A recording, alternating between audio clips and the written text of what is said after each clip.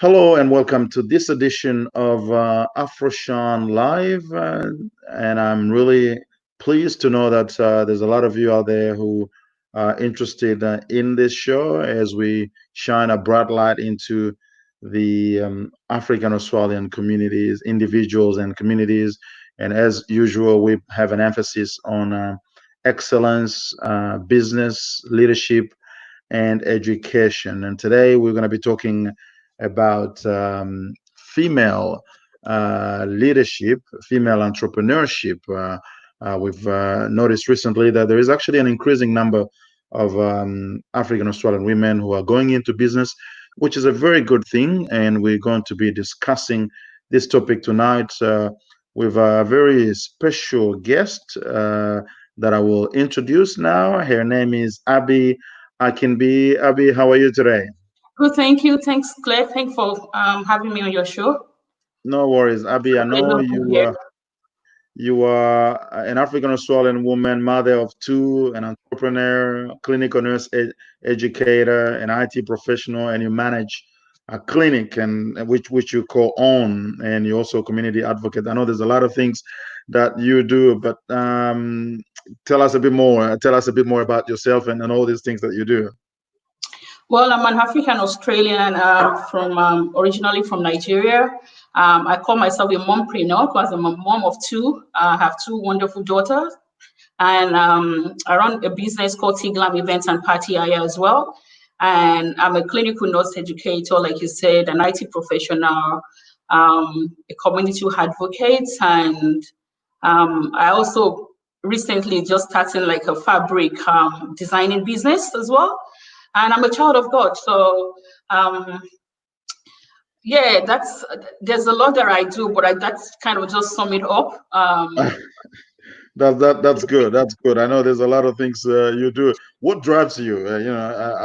There's a lot of things that many of us do, but there must be something that is driving you to get all these things done. I think one of the main things that probably just drives me is part of my experience with life growing up.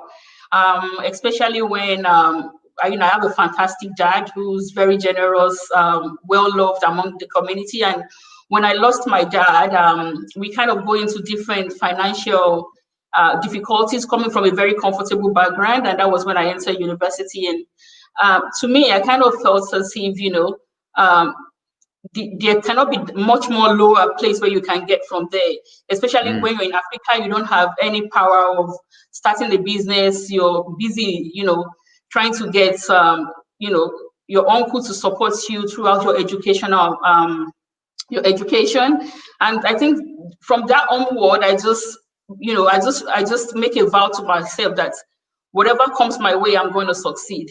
And there's nothing that can stop me as long as you've got God, as long as you've got a great support. And I'm always very positive and very confident. And I think I learned that from my mom as well. My mom is the kind of person that even when she reached the lowest of the lowest, she's a very positive person, and she always thinks that things is going to get better, even when you can't see the light at the end of the tunnel. So I think that's one of the things that drives me. And I always promise myself that been through all those hardships throughout my uni life, I just said, no, I'm not going back. And coming to Australia, which is like a place of opportunity that I kind of see different things from where I was coming from. I kind of think, oh, this is a place to be, and this is where I'm going to do things and make a change in people's life. It's not really all about me. It's probably just about when I was in need, there were people that kind of step in, and they step in because they have the capability to do so. A majority of them are like business. Most of my uncle that owns business. And so that's one of the things that drives me.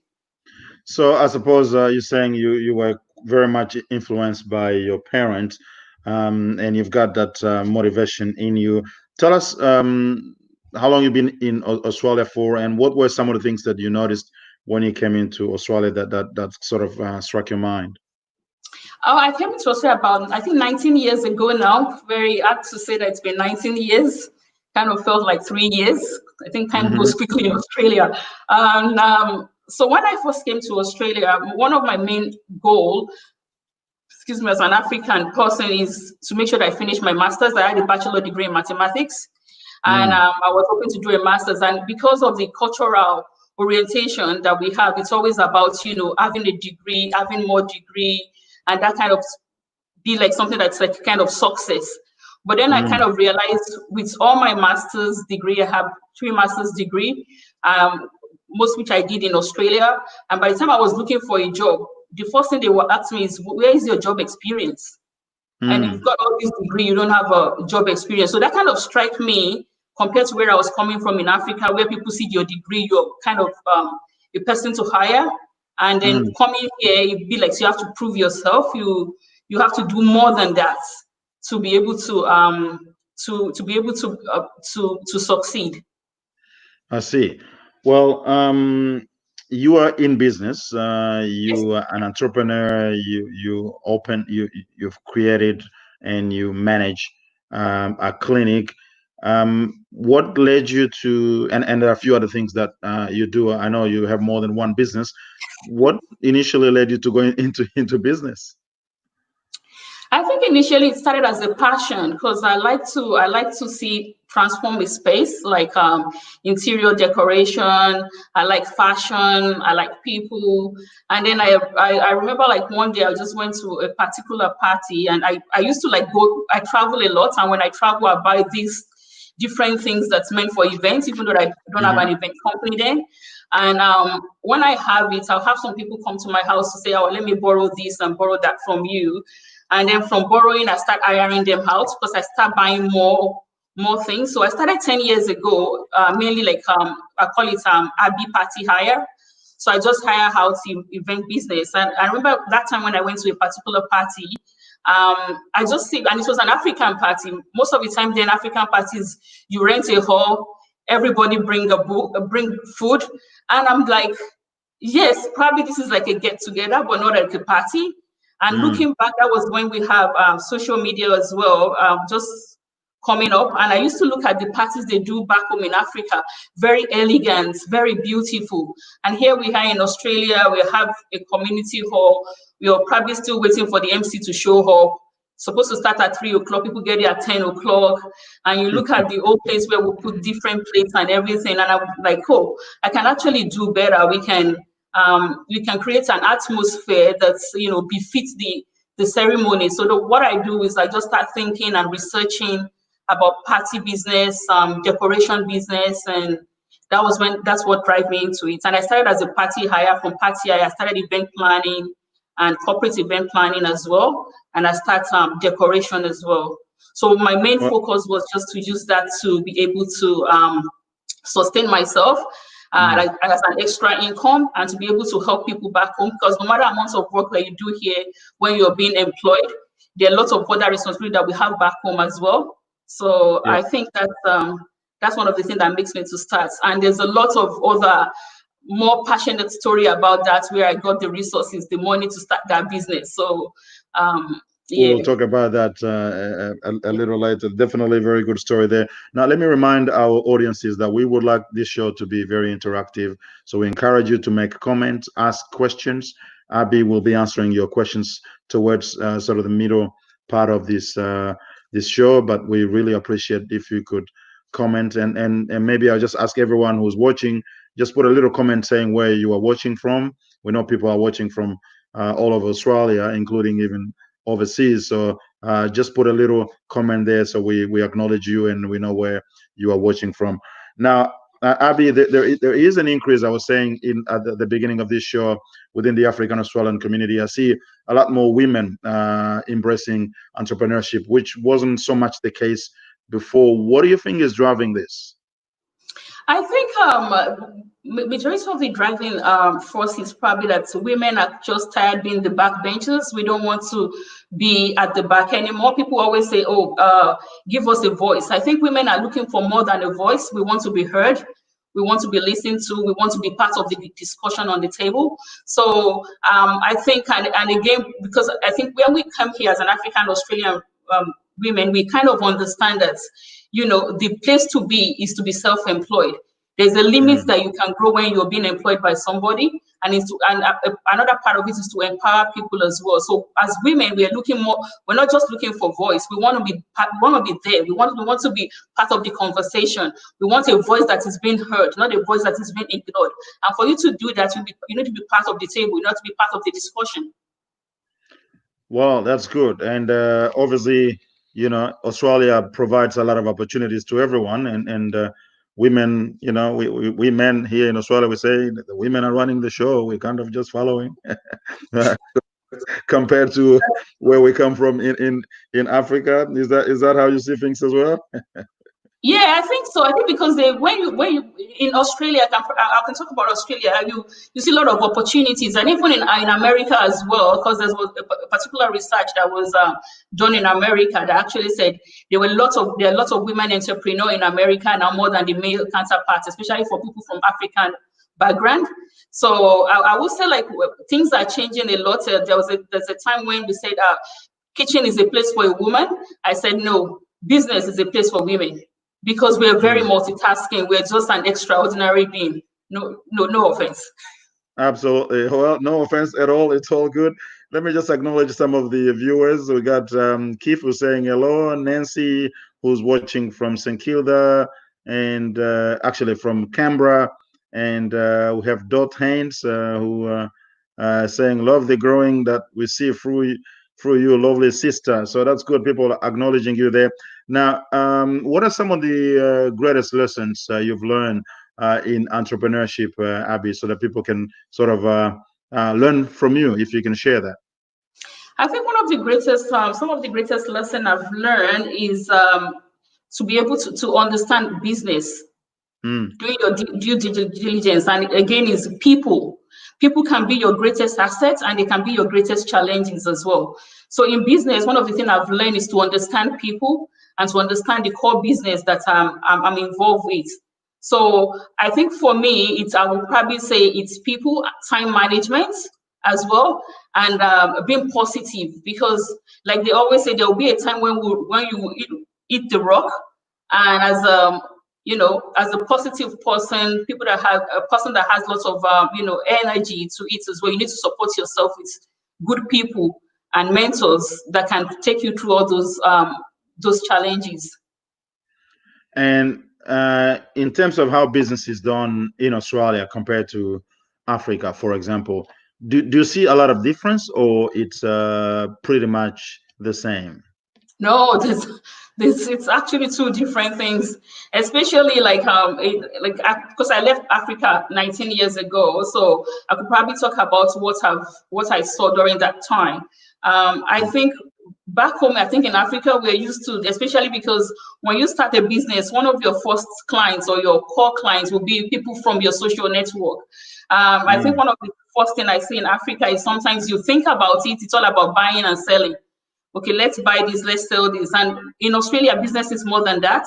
There's the accounting part of it, there's bookkeeping, there's insurance part of business. And at the same time, there's this culture of discount. In Africa, when you price your product and you say this is $30, and people will say, oh, what about 25? What about 20? And they're still bargaining for the best price. But in Australia, people have already done their costing. This is what it's cost, and this is what you're going to pay for it. So when you probably, I think when I started business, I kind of started the African way, because I started with what I call the sisterhood business, the sisterhood brotherhood business. Oh, do me some discounts. And oh, sister, give me this, brother, give me that. Yeah, give me that, and give me stuff. It's initially because my business starts from my home. So it was if you have your own business, there's you have some few obstacles with it as well. You won't have the time management will be poor as well, because people can just walk in at any time to come and talk to you. They don't have to book an appointment because they know you're going to be there. So I think the way people do business in Australia and the way people do business at work is very different. There's difference in the planning of the business. There's so many paperwork that have to be done as well, and there's different in the time management of how you do the business as well. So it's all different. They're both different things. All right, thank you very much. We got Oshundele watching from Nigeria and saying hi. So that's a great thing. It's all over the world. All good. Now, if you were to coach a young person, whether it's African Australian woman or any person for that matter, into entrepreneurship, especially a female person, what would be some of the things you would tell them? I think one of the few things I'm probably going to tell that person is, one, do your due diligence before you start the business. You have to plan. Because if you don't plan, to fail to prepare is to prepare to fail. So if a younger person is starting a business, I'll probably tell them, you have to do your short-term plan, your medium plan, your long-term plan, and you have to have a plan B. Because in business, things change. You have to do your due diligence. You have to find a mentor. Very, very important. That's one of the things I don't have when I started this business, like a mentor in a particular business that I'm doing. So you have to find yourself a mentor. If you can't find a mentor in that particular business, talk to people that have started the business. And one of the things I've always encouraged majority of my business partners and people that are into business is try to encourage the younger ones as well. Try to help them, try to support them. There's more than enough to go around for everybody. So whatever you can do to raise them up, whatever you can do to support them, I think you should do that. That's just for the audience. And to have a work balance as well, because mind is very important, health is very important. So I'll probably tell a younger African woman that's about to start a business, like, do your due diligence, make sure you understand the business, make sure you know your business as well, because there will be a time when staff will fail you, things will fail you, but you have to be able to do that thing by yourself. Sure. Now, I've seen over the years that one of the areas that many African Australians are grappling with and having difficulties with in businesses is the marketing of their business. People do a lot of work to set up their business. They have a business plan, but the marketing is usually quite difficult.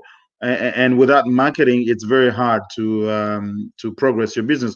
What did you do yourself in your own experience with the few businesses you have that have been successful to actually get to that point? What sort of marketing tips can you give to those starting businesses or thinking of starting a business? I think initially for me, I actually start with the word of mouth. And I remember, I wasn't really so much into social media, because when I started, I was, like I said, I had two young girls to look after. I was studying, I was doing my another master's then. I was working as a clinical educator. So to me, marketing was one of my great setback when I first started, because I did not understand the part of how to market the business. Not that I really don't understand it. I think my major problem was I was trying to be cautious. I do not want to take more clients than what I can handle, because I don't have a staff there. I probably have one or two casual staff that probably I would just call when I need help, and they're not always available. So I'm always worried about over marketing myself. And then I went for a seminar that talked about marketing. And I always like to improve my business. So they were talking about advocacy.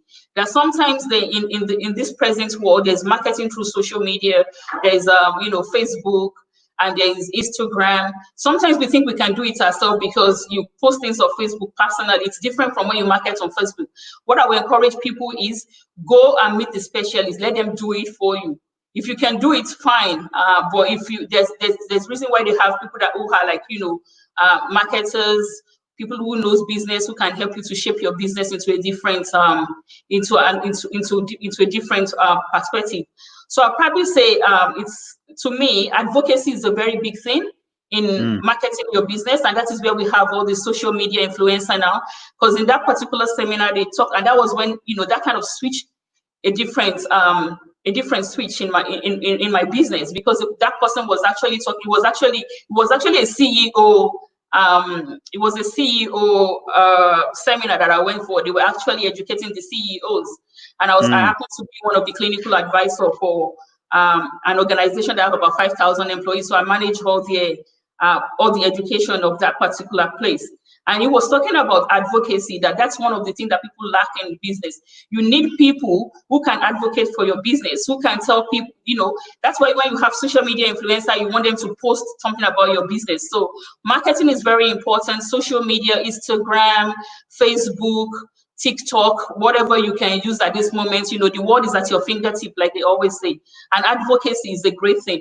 You need to socialize with people. You need people to believe in you. Sure. And do you think we are doing enough as a community to educate our younger ones about entrepreneurship?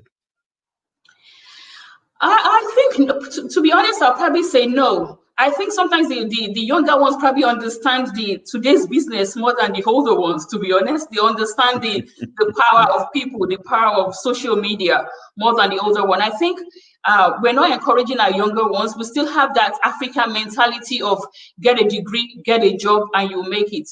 One of the things that we forgot is a long time ago, like in Africa, education is the key to success. Don't get me wrong, education is still very much important, but the thing is, with you can have education and still have a business. I think we're more into, like, one of my two daughters used to say that, and I think it's a very common thing among Africans, that it's either you are a doctor, a lawyer, engineer, you'll be lucky if they put accountant into the group, or you're nothing. So I think one of the things that we're not doing that much, because we still have that mentality about telling the young ones, you have to go to school first, you have to make sure you get a degree, then you get a job. So I think it's that's the gap that we have at the moment. We're not doing enough to educate them into, okay, fine, when you become an engineer, how do you start your own engineering consulting firm? When you become an accountant, how do you start? So education is still important. It's a very, great foundation for anything that you're going to do. And that is that's one of the things that Australian or the Western world understand, that you don't have to get a degree or a master's to be successful. That's why they have certificates 1. I think that was one of my great shock when I came to Australia. They said certificates 1 in something, certificate 2 in business administration. I'm like, what is it? What are they talking about? Is it a diploma or a degree? What do you mean certificate 1? So that kind of, to me, and I think by the time I become an employer that employs people, and when I look at people's resume, initially I used to think, oh, these people, when I came here, I applied for probably like lots of jobs, thousands of jobs. And I'm thinking, oh, these people are racist. And then when I become an employer, I kind of look at it myself as an employer, that I want to employ somebody that can do the job, not somebody that wants to train. If I want to employ a training, I would say a training position. But if I want to employ someone that can do the job, I want to employ someone who will do the job. So I think at this moment, we're not doing that much enough to encourage the younger ones, especially when it comes to, we've always emphasized so much on education more than business. Sure, that is certainly true. There's a lot that still need to be done to educate our younger ones in terms of business. But then again, I think you mentioned that a little bit, is that education is not necessarily running smoothly, because there seems to be a bit of a gap, generational gap, between the older ones and the younger ones in most areas, including in understanding how to do business. Is that what would you suggest in terms of reducing that gap? I think I'll suggest, let them start young. Introduce them to what you do sometimes as a business owner in Australia, especially in the African community. Sometimes we try to separate our kids from the business that we do. I remember when I started my business, I used to take my kids along with me, and they were like, "Oh, Mom, this is a hard job." I said, "Yes, it's a hard job to learn." But when we go on holiday as well, and they're sitting down in an aeroplane, I said, "This is what the hard job pays off." So I think sometimes in Australia, one of the things that we can do to encourage the younger ones is, if they have a business idea, don't shut them down. Talk to them. Let them discuss the business idea with you. You'll be so surprised, because I remember by the time my business take a different shape, I got an advice from she's 17 now, was 14 then. I had a customer, and I keep talking to that person for 3 hours. And she said to me, "Mom, did you even cost your time for discussion?" So sometimes I think we need to, and then, just help them. If they have any kind of idea that they probably want to start a business, or they need funding to start a business, talk to them about it. Look for someone who started that business that you know, or someone that has a business that you know, and said, "Well, can you please talk my daughter into this, or my son into that?" And then allow them, encourage them to attend business seminars, encourage them to read books about people that start business. I always, when I see someone, I always encourage my younger ones. I said, oh, sometimes you look at the 7 habits of highly effective people, and that one, it helps them as well. All right. Yes, certainly that is very important. And we tend, and I did ask this question even to some of my previous guests, saying, why is it that in our communities we tend to mostly talk about everything? We talk about entertainment, God, and politics and all that, but we don't talk much about business. How do we change that sort of thing? I think we don't talk much about business. To be honest, I think people are scared. Because by the time when you talk about business, sometimes in the African community, it might look too personal. Someone might call you and say, how's your business doing? How far with your business? What are you doing now? How are you doing it? It becomes very personal. So you have to, and that's what one of the first things that I say, you have to understand people, understand where they're coming from. Not everybody is there to get you. So like sometimes people think, oh, this one is trying to get me. And because we don't have that much of businesses to look up to. And that's why I said mentorship is very, very important.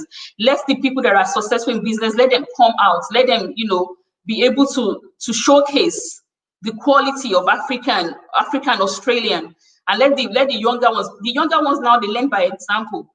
It's all about to see, not to hear anymore. So it's just I think it's why we don't talk about it is because we get ourselves engrossed in politics, and we get ourselves engrossed in what I'm going to earn. Where is the next shift? How much are you earning? How much can I earn? Rather than looking on how to earn how to earn those dollars and how to be able to impact and empower people. So I think by the time you're thinking about empowering and being an employer rather than an employee. Okay, being an employer rather than an employee. That's a great thing. Now, let me again remind our audiences that we would want you to ask questions for Abbie. She's going to be taking some of the questions from the audiences very soon. We want that interaction to continue. I see a lot of comments there, which is good. If you have any questions, please put those, including even we can actually contact us. We can send you the link and you can make a comment on video if you want to, but certainly we would appreciate if you can put your question forward. Abbie, now the world is changing. Yes. Corona crisis is a whole new thing. It's a whole new game, I suppose. Business wise, things are going to change, aren't they? What would you advise people to do in order to be better prepared for this post-corona situation? Oh no, what I would tell everybody is that the coronavirus will come and go, but the way of doing business will never be the same. Because coronavirus has teach a lot of us, even if it's not in business, even in other aspects of life as well, that things can be done in a different way. Like one of my main thing is when things change, you have to learn to change and adapt to what is happening around now.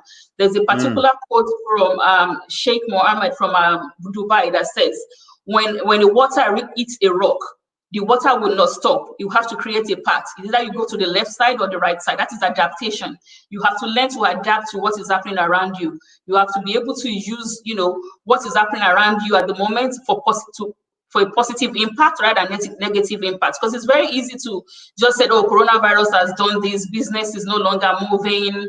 To event business, you can't have any event or any wedding that is more than 20 people. Initially it was only 2 people or maybe 4 people. So you have to learn to be able to create opportunity where there is no opportunity. So in coronavirus era and after post-coronavirus, business are going to change. People are going online a lot now. So you have to learn to use all the social media and all the online tools that's available to run your business. All right. Yeah, there's going to be a lot of online things to learn, and that's the challenge because technology is moving so fast. Yes. And it's not easy to keep up, is it? Yeah, it's not easy to keep up because I remember even before technology becomes, a great thing or widely known things that people are now using. I remember when I was in uni, when I did my first degree in mathematics, my uncle used to tell me, go and do IT. IT is the way of the future. And that was about maybe like 20 something years ago. And she kept on saying, no, I was in uni. I'm like, no, I'm just trying to make a living and become something. He said, no, you have to do IT. Even back home in Africa, we heard the IT word, but we don't know what it is. But because you can't make a resource out of what you don't know. But now looking back in time, you can see that people can see the future then, but they do not have the resources to implement the future. So I think things are changing. The IT world has changed a lot of things. Majority of the few people that break into the millions last year and billions last year, they are all into IT. So I think whatever business you're doing at the moment, I will encourage people to just learn how to implement and intertwine and connect IT into whatever you're doing. All right, I'll just mention a few comments, a few of the most recent comments. Mimi Tai says your achievements are inspiring. Well done, Abbie. Your achievements are really inspiring. Mercy Akongo says you are amazing, Abbie. And Glow Anaeto say absolutely, you are a good mentor, and I've learned a lot from you. Thanks for impacting your community positively. And that leads me to the next question about your community advocacy. I know you do a lot of things to help people, so you're not just an entrepreneur making money and creating wealth and providing solutions to people, but you're also helping people on a community level. Where is that drive coming from? I think that drive comes from, like I said, there's always a limit to what people can do and what you can achieve. Like when I first came here, I think one of my first drive is, get a good job, have a good house, drive a good car, and, be able to feed your family, be able to provide for people, give help to people. But after that, then what? So one of the things I think about then was, when you achieve all these things, what about other people? What about people, because I know, like I said to you initially, I know where I was coming from. So I kind of think there's some new people that are coming in. We have a lot of difficulties when we first came here 19 years ago because there was nobody to talk to. We were all facing the same problem. Unlike now, where we have other people that have, they've made it to some certain extent, and some people that we can look up to as our mentor. So I think one of the greatest thing is when you look back and you see where you're coming from and you see what you've done, you see what you've been through. The community aspect things that you can be an entrepreneur, you can have lots of money, but when you die, what are people gonna say about you? Money will come and money will go. But the kind of thing that you kind of seed that you sow in people's life it's greater than how much money that you can make. So to me, I think one of my drive is, okay, you make money, you can eat, you can drink, you have the house, then what? So that was kind of, I kind of just get that community drive. And I think it's still like a huge drive because I look back, I see my brothers. When I was a clinical educator with Back Care, one of the few things that I've seen is I see a lot of my African brothers and sisters, some of them are PCA, and they don't see the opportunity in what they're doing. And because as a clinical educator, I can tell them, no, you can do medication. I can teach you, we can do like a medication course and you start giving medication. And by that time, they kind of like it and they want to become a nurse. And then you look back into the community, you see mothers, refugees, or immigrants that, the only thing that they just need is someone to show them the way, what to do, how to do it, and where to go. Yeah, and then and for people that doesn't have a voice as well in the community. That's true. There are people who don't have a voice. There are people who actually have a lot of energy, a lot of skills, but they don't have someone to show them, because that's very critical when you come into a new country. No matter how skillful you may be, if you don't have somebody to sort of show you around, it takes a lot of years before you can sort of launch yourself into more successful things. So if you have some mentor quite early, it does make a lot of difference, doesn't it? Yes, it does. Yes, it does. Because like I said, when we first came here, we have to do, blind navigation. But like now, when someone comes in, I said, look, I've done this particular course because of the network that you've built. You can say, oh, let me link you up with this person. This person can help you. Let me talk to this person. Or you can, have you tried this organization? Have you tried to talk to these other places where you can get this? And to me, to be honest, that to me goes a long way in helping people and in, you know, in developing our community, in empowering our community as well. It's not like my dad used to say, like, if you have just one rich person among thousands of poor family, you're all poor. So it's about bringing each other up and telling them how to navigate the system. And because we're still talking about sort of the community side of the things you do, what's your read on the overall African Australian community, how they're traveling? I know, there's a lot more Africans coming to Australia. The community is growing over 400,000, close to 500,000 people now. What's your view on how the whole community is traveling?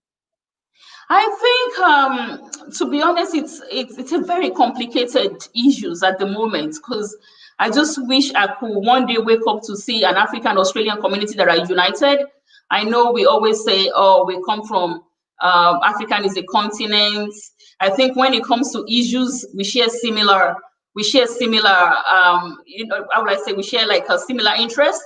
And when it comes to like, success, we're divided. If you understand, if you know what I mean. So I think in Africa, the African Australian community, we need to be able to come together to support each other for a purpose of a particular goal for the future. Maybe not for us, but for our children. We need to be able to reach a consensus whereby we say this is the goal and focus on the goal for the future. Because what we have now at this moment is different nomenclatures, different groups, and everybody advocating for what is what, rather than coming together and imagine as an African Australian. Okay, now we'll go with we'll take some questions from the audience. We have Kira who says, good work, Abbie. How can young people access capital to start up business? How can we teach people to avoid duplication of the same business, which reduce their profitability? That's a very good one. I'll first start with how can we teach people to avoid duplication of same business, which reduce profitability. Yes. And that's one of the first things I've learned in business as well. Like when you go to business for your passion, not because you're going to go there to do competition with somebody. And find your own passion, find your own drive. So how can a young people access capital to start a business? I always say to people, get a job first. Because if you do, even in any Australian bank, nobody's going to lend you money or give you any business loan without having an income to pay for that loan. So I'll start to save. They have to learn what they call the saving culture, because it's very easy here in Australia when you say, oh, where your next meal is coming from. So people don't really have that saving, the saving culture. So I think the younger people get a job first. And like I used to say to people, especially people in their teenagers, try as much as possible to live at home. You can save a lot of money living at home with your parents, and then when you save some money aside, start small. And when you start small, when the bank see what you have, they can borrow you money, and talk to people who can help you as well, people that are like, business brokers. So when you have a business, have a plan and make sure you have the initial capital to start with. And one of the things is, which is another different thing here in Australia. In Australia, you have to find your own capital, and not like, oh, borrow me money and then I will pay you back later. There's no documentation of borrowing any money from anybody. But here, to start a legitimate business, and you have to have a business plan. I save, I have a small thing, and then encourage people to go with their drive. There's nothing bad about having business doing the same thing, but don't go into business because you want to go and run somebody down. Don't go into business because you want to go and compete with this person. Make sure that you have passion for that thing, not because, oh, this person is making money from this business, then I have to do this business as well. You have to find your own passion. And because like what he said was really true, we don't have that much population to be duplicating the same business. But having said that, there are lots of nurses, there are lots of doctors, lots of accountants. There's more than enough to go around. Absolutely. Well, the next question is from Rosie Gavrilovich. If you woke up tomorrow with $5 billion after traveling, investing the money and giving a bunch to your family, what would you do? To be honest, if I woke up tomorrow with $5 billion, I'll probably be in ICU. That's a lot of money that I've never thought about in my entire life. And honestly, all jokes apart, I think the first thing I'll probably be looking at is starting like a charity business, like just expanding my charity. Do you know how much education that can give to people in Africa? Do you know how much that kind of money can empower people? Do you know how much company I can start? In fact, it's I don't know. I think to me that 5 billion is not really all about me. It's about the change that that money can make. Because I wouldn't probably think about 5. I'm gonna run crazy. Just waking up to see the money. But if it's the money that you work for gradually, yes, why not? But waking up and see $5 billion, I think it's you probably have to sit down, meditate, think about it. But the only thing that I will not hesitate doing with from that $5 billion is charity work. Okay, Dinka says, my daughter is asking, how is it like being an entrepreneur? Give us a bit of a picture of an entrepreneur's life, the life of an entrepreneur, besides being a mother and everything else that you do. I think, to be honestly, it's a great feeling when you reminisce and you look back to where you're coming from. To be honest, it's a great feeling, and at the same time, it's very challenging because every blessed day that you wake up, you're always, because I'm a thinker as well. You always have to think about how to improve things, and you always you cannot.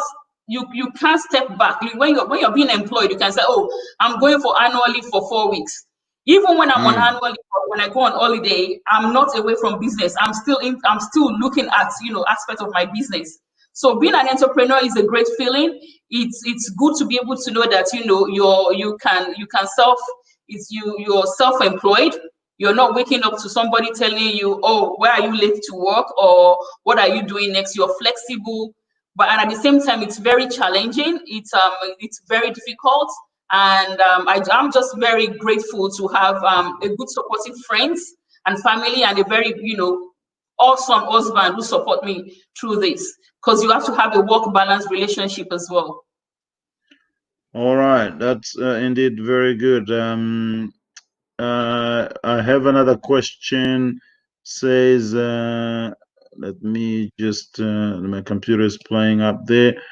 Terefe Ejigo say, how do we reach out if we need entrepreneurship advice as an African Australian? I suppose they may want to reach out to you, but do you also see the need within the community for some sort of platform there for entrepreneurship that would people know they can reach out and find somebody who may help them? Yes, I think so. I think one of the main medium is like what you're doing at the moment. Showcasing African Australian business and community leaders as well. This is one of the great mediums where we can actually, learn and see who is doing what. And at the same time, it's a matter of telling people that are there, that are into that business, or that successful business owners, to be able to come. My friends, Yoni Walker, used to say, you can't be modest at this time, because modesty is can kill the business. So sometimes it's about help when you see other African doing well, showcase what they're doing, help them to advocate for their business as well. Help them to, and look for a particular medium like your own medium. Look for different organizations whereby they can use to promote African business. Go to your local council as well and join the business the business organization or the business association in your council. Your council is a great place to start. And I think the next question, you've kind of already touched on that. It was saying it's really hard to go out there in business if you don't have a good network. Where do we start? How do you start building that network that may be useful for your business? Socializing with people. Socializing with people is a great thing to network with people. Find people who are doing the same business that you're doing. Introduce yourself. I know sometimes one of the great thing is we're always shy. Sometimes we're not shy. We're just thinking, I can do this on my own. A tree does not make a forest. If you don't know, ask. There's a word that says, seek and you shall find. So I think one of the thing is, when you're looking at a place where you can go to, that's where we have the internet at the moment. You can Google it. as well. All right, we are approaching the end of the show. Maybe we'll take one more question. Ashundala says, what is your take on Afro-Australian businesses, like staying in Africa and doing business in or with Australians? Can you repeat that, please? They say, what's your take on our Afro-Australian businesses, such as, people staying in Africa but still doing business with Australia or with Australians? Yeah, I think I think it's a great initiative. It's a great idea, in as much as there's transparency. That's what I was saying. In as much as there's transparency, not someone thinking, if you're abroad, you're probably okay anyway. So it's about transparency. It's about trust, integrity. And I used to say, have a good business plan as well. Make sure that you can monitor what's in Australia and what is overseas. Make sure that the people that you're dealing with, they are people that I always say to my team, teamwork make the business grow. So you have to have a people that you trust, people that you know that they can help to grow your business as well. And at the same time, making sure that the greatest part of it is honesty, to be honest. All right, maybe one last question. Rachel James says, how do you find the investors? Good. How do you find investors? I think I struggle with some of that a little bit. You see, finding an investor I'll probably say it's not really hard, but you need to prove yourself. Nobody will invest in nothing. That's what people don't invest in ideas. People want to see what you can do. If you have the idea, you probably start the idea and say, like when you go to Shark Tank, they say, what have you done with this little thing that you have? So you need to actually have, like, start something first. To find an investor without starting that particular business yourself, it's going to be very hard. So finding an investor, it's about proving yourself, having a business plan on how to expand this business. And I think, and that's another part of a question that you asked me before, like doing business here and doing business in Africa. In Africa, you can just listen to people and say, that's a good idea. And people just invest in ideas. Idea is good, don't get me wrong, but you need to make sure that the idea materialize to some extent, and then you find an investors. And it's a very good question, because with investors, you grow. But for you to get an investors, you need to be able to show the people that are going to invest in your business what this business is all about. You need to educate them. You need to show them a strategic plan. You need to be able to prove to them that at this moment, this is what I'm making. With probably I have $500, I'm making $600. But if I have more than this, I can make this much money. Okay, well, I would love to continue to hear from you, because you're such an inspiring lady, and you do so many things that are successful. But unfortunately, we are running out of time. I just want to say, Abbie, thank you very much for your time to Afroshine Live. We would want to, I'm sure many people watching now would want to see you back for more questions and answer. Everybody's saying you're such an inspiring person. So continue to do what you are doing, and congratulations on already what you have achieved. And we hope to see you sometime soon. And actually, one question that I always ask people before they leave is, as you've heard, some people are asking about how to reach out to others. We're going to be organizing some sort of online mentorship with people who come to this show, even maybe 1 hour a month, where you can potentially mentor or answer questions from people. Is that something you'll be willing to assist with? Absolutely. I'm in for it. That's a great idea, and thanks for that. Thanks for a great initiative. Okay, no problem. So we hope to see you again very soon on Africa Media Australia's Afroshine Live. Until next time, may God richly bless you, and all of you watching from home. Thank you, everybody. Thanks for your support. No worries. Okay, thank you very much. Thanks, See you, everyone. Bye-bye.